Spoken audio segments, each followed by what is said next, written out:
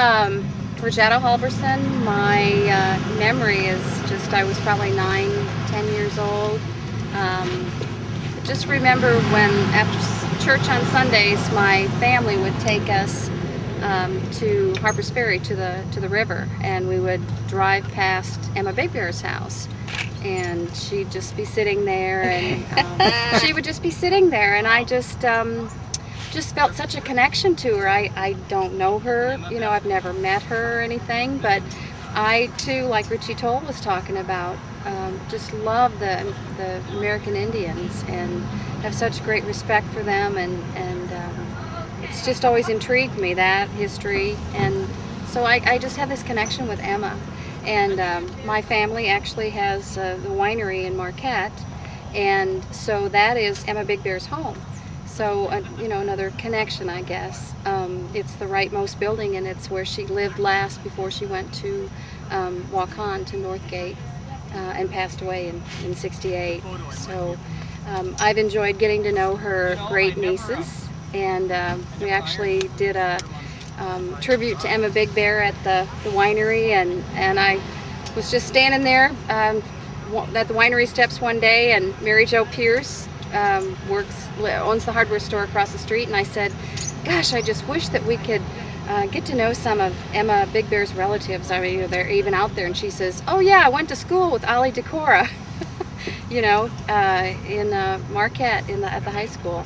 So I've gotten to know Ollie Decorah and Dee, her sister. And you know, Ollie has lived with Emma, grew up with her since 5th grade, and she's got quite a lot of stories that I need to share someday, but I won't today. But I think everybody felt like Emma was, you know, part of their family, because you would see her walking along the road selling her baskets. When they lived in Waukon Junction, she would come up the railroad tracks, you know, to McGregor and Marquette and sell her baskets at the base of the bridge there. And so I guess that's kind of a connection, but a lot of people helped Emma Big Bear.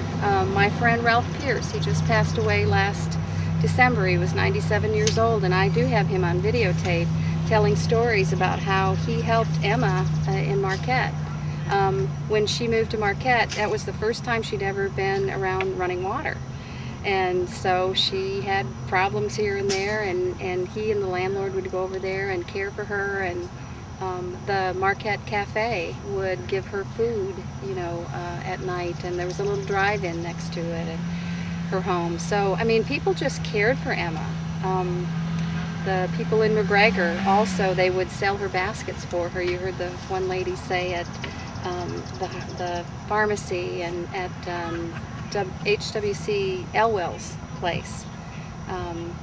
He just cared for her, and people just wanted to help her. And there were a lot of people that shunned her too. I think that they were just good, caring, generous people, and they saw that this woman needed help, and she was very commanding. She wasn't very tall, but she was very large woman, and didn't speak a lot of English, so, you know, she was hard to communicate with, but I think people communicated with their caring and kindness, and food here and there, and, you know, a ride somewhere that she needed. The little boy at Emma's sculpture, because he was intensely looking at this thing, like, you know, it was on ground level with him, and he's only a little over a year old, and it's that was very interesting to see him. He was part of must have been a relative of the drummer group from Clayton, Winnebagos. You know, a lot of people will come, and I think that they're going to spend a lot of time over by Emma's sculpture.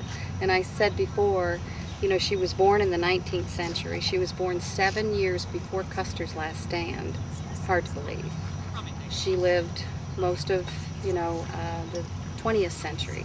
Here it is, the 21st century, and I'm a very young 50-something, you know, and I know of her. I wish I would have met her. I would have been in awe, just like the other people that met her. Yeah, and we only get little tweaks and bits and pieces of this history, and so we've got to write it down while we can, like when all these older folks are still here. I know she was listening to the Ho-Chunk singers. I mean, it's just, Florence and I were talking this morning when we were setting up, an eagle soared overhead. And, you know, that's just like a blessing. And it's good luck, and it was just beautiful to have the eagle soar overhead over the park right when we were finishing up.